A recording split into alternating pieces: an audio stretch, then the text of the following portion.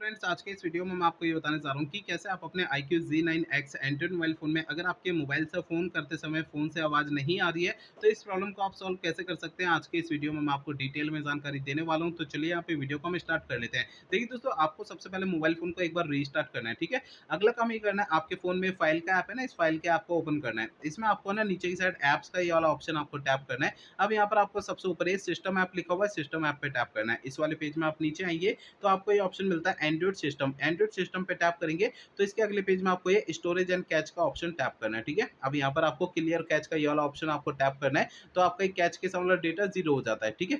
अब देखिए अगला काम ये करना है, आपको अपने मोबाइल फोन के स्पीकर को हल्के हाथों से साफ करना है। होता क्या है, स्पीकर में थोड़ी बहुत धूल मट्टी जमा हो जाती है, जिसके कारण फोन फोन पे बात करते समय फोन से आवाज नहीं आती है। तो ध्यान रखिएगा, स्पीकर को हल्के हाथों से साफ करना है, ठीक है। अगला काम ये करना है, आपको अपने मोबाइल फोन का सॉफ्टवेयर चेक करना है कि अपडेट है या नहीं है। पहले फोन का इंटरनेट चालू रखना है, इसके बाद फोन का सेटिंग पेज ओपन करना है। इसमें आपको सबसे ऊपर सर्च आइकन पे टैप करना है। यहाँ पे सबसे ऊपर सर्च बार में सिस्टम अपडेट आपको लिखना है। नीचे आपको सिस्टम अपडेट का ये ऑप्शन आता है, इसे टैप करना है। अब देखिए आपको इस वाले पेज पे कोई भी अपडेट का बटन या डाउनलोड इंस्टॉल अगर यहाँ पे लिखा हुआ दिखाई देता है, तो उसे आपको टैप करके फोन का सॉफ्टवेयर अपडेट कर लेना है, ठीक है।